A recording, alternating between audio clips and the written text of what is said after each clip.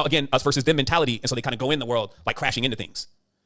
Has succumbed to a mental deception. And that could be a whole slew of things because inside the mind has a plausible deniability where it will justify the things that it does. So what happens here is that now this highest state called the unconditional love, which I'll only explain for a second, you could see how it would be very difficult for a destroyer to go to unconditional love. So what I'm showing you here is that people think they have choices in life of whether to love or not, but my friends, there's no choice because this path is doomed. I can show you a countless amount of souls buried in destruction. They become destroyers, so they are destroyed. So if you find yourself in this stage right here, this does make a very opportune stage, and you got to make sure you don't regress back to this because of what you think is going on around you. And as I said before, the segue into that always is that you start setting up categories.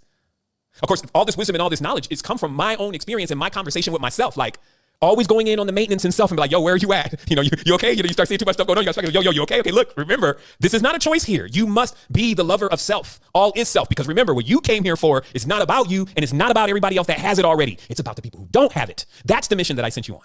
And as long as you remember that, then you won't get tangled up in all of the stuff that I'm going to show you also that is just traps along the way. It's like everybody became in history a fisher of men, if you may, or a fisher of souls, to trap and to catch souls. In a net, whether it's the Webster's dictionary throwing webs, internet in the World Wide Web throwing webs. But these webs are not the same webs that our ancestors, our mother goddess was weaving. It is not the original weave, which we showed you earlier. The weave is the torsion field, the knowledge of your power, the design of your power. And it's like, there is nothing else. Anything else you bring into that is going to tamper with that. Is going to bring a misalignment within that. And so this build, starting off this year, is about aligning everything inside of you. Because this power and this ability, once you realize, okay, well, let me snap back into this. Shake it off. Like, it's not us versus them. I'm actually here to cure all things. I'm here to shine. Like, I'm here to do something that has never even been done before. Because when you start taking on that energy, again, I said, once to see others do better. Like, once I realized the code to the language and how tricky that was, the priestcraft and the layers of hypnosis they put into the reality and the programming, et cetera, once I realized all that, I sat back for a moment and I said, man, I can't even be mad at anybody. Even if the fact that they're still alive, still not insane completely, is growth, is a miracle.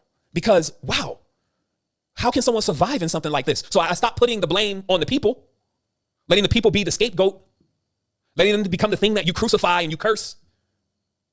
I released that burden from them, and I released the burden from myself. Because all is self. And eventually when you become a master at this, which I can't say that I'm exactly there yet, but I can see patterns really well, and that's helping me. I see the code in the matrix. You can eventually get to this space.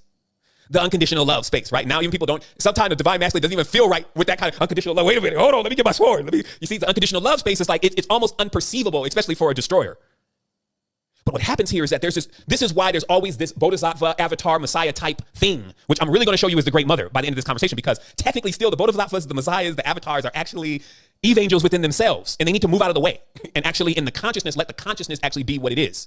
Now, they themselves may be ropes or ladders. Let's say at some point somebody conceived that maybe the way back or the way to fix the mess we made could be this, but it hasn't been working really well. And that's why I was saying in the other bills, like we have to be willing to jump back into the framework and say, okay, that one's got, how that one was deployed, it's only got 20% success. Can we do better? But again, the examples you have is this Bodhisattva, this Messiah type. And what they're about is this unconditional. So they don't care what others think. And they even test this constantly. This is very important to remember. Because some may think, yes, that's me. They jump right into that seat. It's like, wait a minute, no. These kind of beings, they test this constantly, this awareness that must be around them in the field for everyone, that basically they don't care what you think. So when I say they test that constantly, here's an example. So you have like a master guru, whatever term you want to give them, which seem to be all male terms, which again, you'll kind of peep the deception here in a moment. But so you got this master guru, blah, blah, blah, whatever, right? So he delivers this huge satsang or whatever, this powerful knowledge, right? Everybody's sitting there in awe, like, man, even the energy and the vibration is flowing across the field and everything. And then when everybody starts looking at him or her and starts that idolization process, they'll do something like fart. Constantly testing, wait a minute, hold on. If you're thinking that I'm all holy and all sanctimonious, that's not going to help you. What you need to learn is to be free of judgment, to not care.